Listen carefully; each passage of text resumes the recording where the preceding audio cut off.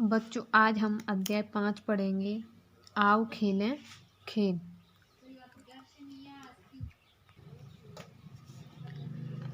राजस्थान के अलग अलग हिस्सों में कई खेल अलग अलग तरीकों से खेले जाते हैं। मारदंडी, सितौलिया, गिल्ली डंडा, छिपा छिपी, पकड़ा पकड़ी आदि पारंपरिक खेल बहुत कम साधनों के साथ भी खेले जा सकते हैं। घर, चबूतरी, आंगन में बैठकर चर भर, चौपड़, सींग, बकरी, अष्टाचंगा आदि खेल खेलने में बड़ा मज़ा आता है। त्योहार विशेष पर भी खेलों का आयोजन किया जाता है, जैसे मेवाड़ में मकर संक्रांति पर सितौलिया, वागड़ मारवाड़ में डूडाड़ में पतंगबाजी की जाती है। देखिए, इसका क्वेश्चन है कि आपके गांव शहर में कौन कौन से खेल खेले जाते हैं। हमारे गांव या शहर में मारदड़ी, सितौलिया, गिल्ली डंडा, छिपा छिपी, पकड़ा पकड़ी, कबड्डी, क्रिकेट, कुश्ती आदि खेल खेले जाते हैं। अब देखिए अगला, आपको कौन सा खेल खेलना अच्छा लगता है। तो इसमें मुझे गिल्ली डंडा खेल खेलने में अच्छा लगता है। अगला, आपके घर पड़ोस के बड़े लोग उनके बचपन में कौन कौन से खेल खेलते थे। हमारे घर या पड़ोस के बड़े लोग उनके बचपन में मारदड़ी, सितौलिया, गिल्ली डंडा, छिपा छिपी आदि पारंपरिक खेल खेलते थे। जब एक से ज़्यादा खिलाड़ी साथ साथ खेलते हैं तो परस्पर जो सहयोग का भाव बनता है उससे खेल की भावना विकसित होती है। क्या होती है उससे? खेल की भावना विकसित होती है। मैदान में खेले जाने वाले खेल आउटडोर और बंद कमरे के अंदर खेले जाने वाले खेलों को इंडोर खेल कहते हैं। आजकल दूरदर्शन पर कबड्डी के मैच दिखाए जाने के बाद कबड्डी अत्यंत लोकप्रिय होता जा रहा है। हर गली मोहल्ले के मैदानों में बच्चे कबड्डी खेलते दिखाई देते हैं। क्या खेलते दिखाई देते हैं? कबड्डी। कहीं कहीं पर क्रिकेट खेलते भी दिखते हैं। क्रिकेट खेलने के लिए बड़ा मैदान चाहिए, लेकिन बच्चे खाली भूखंडों में भी क्रिकेट खेलते दिखते हैं। आजकल लोग स्वास्थ्य के बारे में भी काफ़ी जागरूक हो गए हैं, अतः योग भी अधिक लोकप्रिय हो रहा है। आओ अब हम योग के बारे में भी जानें। देखिए, आपको ये चित्र दिखाई दे रहा है, सूर्य नमस्कार के बच्चे योग कर रहे हैं। दिखाई दे रहा है ना ये चित्र। ताड़ासन, पद्मासन, पवन मुक्तासन, सूर्य नमस्कार, ये क्या है? आसन। ये बहुत से आसनों का क्या है? समूह।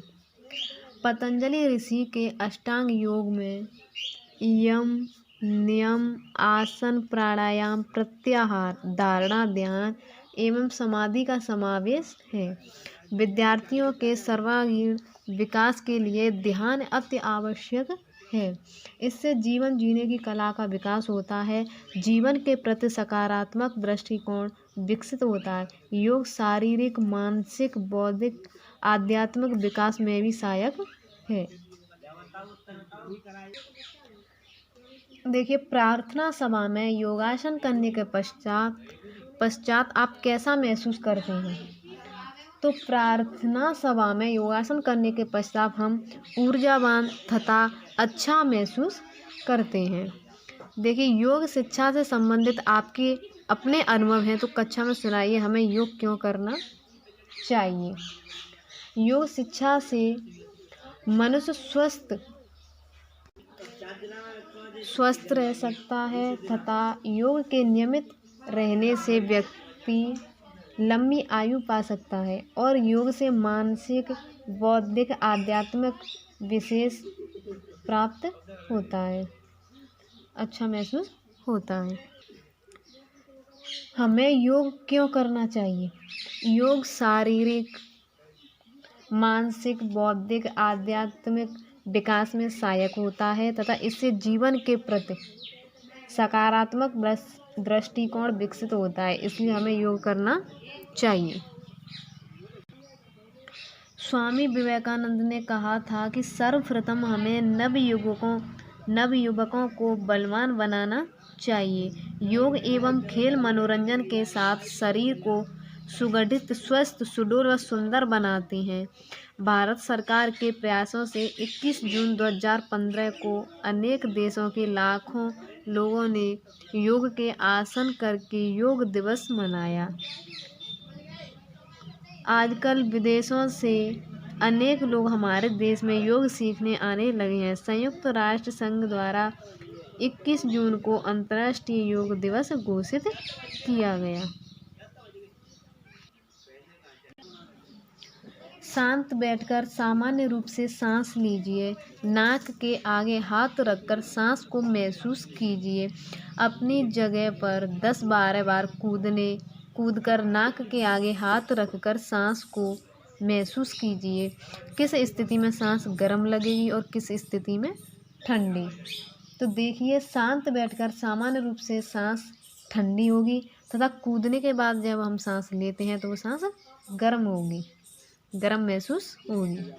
अब देखिए, कांच के खाली गिलास में या दर्पण पर 3-4 बार फूंक मारो, देखिए क्या होगा। तो कांच के खाली गिलास में 3-4 बार फूंक मारने पर कांच पर धुंधलापन आ जाता है। आपने देखा होगा सर्दियों में हम फूंक मारते हैं, वापसी से धुंधलापन हो जाता है, क्योंकि हमारी सांसों में नमी होती है जो ठंडी सतह पर जम जाती है। आपने देखा कि गिलास और दर्पण पर धुंधलापन आ जाता है क्योंकि हमारी सांसों में नमी होती है जो ठंडी सतह पर जम जाती है। हमारी फूंक हमारे लिए कई सारे काम करती है। देखिए, क्या फूंक से आग जलाई जा सकती है? हाँ, फूंक से आग जलाई जा सकती है। दूसरा है, क्या फूंक से आग बुझाई जा सकती है? तो इसमें भी होगा हाँ, फूंक से आग बुझाई जा सकती है। कौन से वाद्य यंत्र फूंक मारकर बजाए जाते हैं? बांसुरी, शंख, अलगोजा, पुंगी, सींगी तथा शहनाई आदि वाद्य यंत्र फूंक मारकर बजाए जाते हैं। देखिए, इंडोर व आउटडोर खेले जाने वाले 5-5 खेलों के नाम लिखिए। तो पहले देखिए, इंडोर खेल कौन कौन से होते हैं, जैसे कि शतरंज, बिलियर्ड्स, टेबल टेनिस, कैरम तथा सांप सीढ़ी। और आउटडोर खेल होते हैं हॉकी, क्रिकेट, फुटबॉल, लंबी कूद तथा दौड़। ठीक है। अब देखिए, आपके गांव के मेलों में प्रदर्शित व्यायाम के बारे में लिखिए। तो जो आपके गांव में जो मेले लगते हैं उनमें कौन से व्यायाम प्रदर्शित किए जाते हैं? तो योग से हमारे गांव में मेलों में कुश्ती, दौड़, लंबी कूद तथा ऊंची कूद आदि व्यायाम कराए जाते हैं। अब देखिए, योग से शरीर को क्या क्या लाभ होते हैं? तो योग से शरीर स्वस्थ रहता है तथा शारीरिक, मानसिक व आध्यात्मिक विकास में भी सहायक होता है। अब देखिए कि फूंक से कौन कौन से कार्य किए जा सकते हैं। तो फूंक से वाद्य यंत्रों को बजाने से अतिरिक्त हम फूंक से आग जलाते हैं, आग बुझाते हैं, फूंक से सेक करते हैं, फूंक से ठंडा करते हैं, फूंक से हिलाते हैं, फूंक से उड़ाते हैं, गुब्बारे फुलाते हैं आदि हम फूंक से कार्य करते हैं। देखिए, ये आपको बिलियर्ड्स खेल दिखाई दे रहा है, ये आपको शतरंज, ये तीरंदाजी, कबड्डी, ये कुश्ती, ये हॉकी है, हॉकी का खेल खेलते हैं, ये टेबल टेनिस है, ये बैडमिंटन है। ये आपको खेलते हुए दिखाई दे रहे हैं खिलाड़ी जो खेल रहे हैं। ठीक है, ये आपका चैप्टर फिनिश हो गया।